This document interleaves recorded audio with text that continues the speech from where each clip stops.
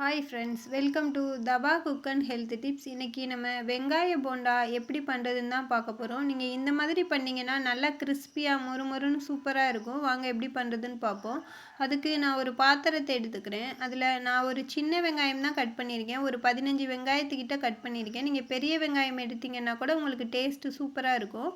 அதை நல்லா இது மாதிரி கட் பண்ணதை உதிரியாக உதுத்து எடுத்துக்கிடுவோம் இந்த மாதிரி.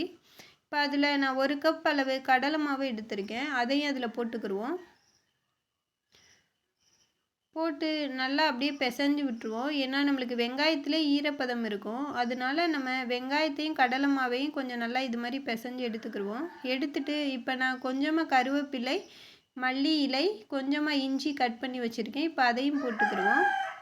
இப்போ ஒரு 1/2 ஸ்பூன் அளவு மிளகாய்த்தூள், கடை மிளகாய்த்தூள் தான் போட்டுக்கிறேன். இப்போ கொஞ்சமாக உப்பு போட்டுக்கிறேன். வேணுங்கிற அளவு நீங்கள் உப்பு போட்டுக்கிறங்க. இப்போ 1 ஸ்பூன் அளவு பச்சரிசி மாவு சேர்த்துக்கிறேன். இப்போ கொஞ்சமாக ஆயில் ஊற்றிக்கிறேன். இப்போ அப்படியே நல்லா மிக்ஸ் பண்ணி விட்ருவோம் எல்லாத்தையும். இந்த மாதிரி எல்லாத்தையும் ஒரு டைம் நல்லா மிக்ஸ் பண்ணி விட்ருங்க. மிக்ஸ் பண்ணிவிட்டு கொஞ்சம் கொஞ்சமாக தண்ணி ஊற்றி அப்படியே பிசைஞ்சு விட்டுக்குருவோம். நல்லா மாவு ஃபுல்லுமே இந்த மாதிரி நல்லா கொஞ்சம் கொஞ்சமாக தண்ணி ஊற்றி உங்களுக்கு கரெக்டாக போண்டா பதத்துக்கு வர்ற அளவுக்கு பிசைஞ்சுக்கிறங்க. இந்த மாதிரி நல்லா நான் பிசைஞ்சு எடுத்துக்கிறேன். இந்த பதம் வந்தால் நம்மளுக்கு போதும்.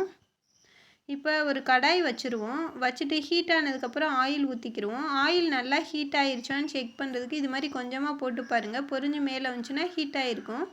இப்போ அந்த மாவில் கொஞ்சமாக இந்த அளவுக்கு எடுத்துக்கிறங்க. நான் சின்ன சின்ன பால்ஸாக தான் எடுத்துக்கிறேன். எடுத்து அப்படியே ஆயிலில் போட்டுருவோம். நம்ம ஃபுல்லுமே இது மாதிரி எடுத்து போட்டுருவோம் சின்ன சின்னதாகவே. நீங்கள் உங்களுக்கு சைஸ் பெரிய சைஸ் வேணுனாலும் நீங்கள் போட்டுக்கிறங்க. இப்போ நல்லா ஒரு சைடு வெந்ததுக்கப்புறம் இன்னொரு சைடு பரட்டி போட்டு நல்லா நம்மளுக்கு வெந்ததுக்கப்புறம் எடுத்துருவோம். இது அவ்வளோ கிறிஸ்பியாக மொறுமொறுன்னு சூப்பராக இருக்கும். அப்படியே எடுத்து வச்சுருவோம். இப்போ அது மாதிரி நம்ம எல்லாத்தையுமே போட்டு எடுத்துக்கிடுவோம். அவ்வளவுதான், நம்மளுக்கு சூப்பரான கிறிஸ்பியான ஆனியன் போண்டா ரெடி ஆயிடுச்சு. இது மாதிரி இந்த தீபாவளிக்கு செஞ்சு பாருங்கள் ஃப்ரெண்ட்ஸ். பார்த்துட்டு எப்படி இருக்குன்னு சொல்லிட்டு கமெண்ட் பண்ணுங்கள். மறக்காமல் நம்மளோட சேனலை சப்ஸ்கிரைப் பண்ணிடுங்க. அப்படியே பக்கத்தில் உள்ள பெல் ஐக்கானை கிளிக் பண்ணி ஆல் கொடுத்துருங்க. அப்போ தான் நம்ம போடுற வீடியோ எல்லாமே நோட்டிஃபிகேஷனில் வரும். தேங்க்ஸ் ஃபார் வாட்சிங்.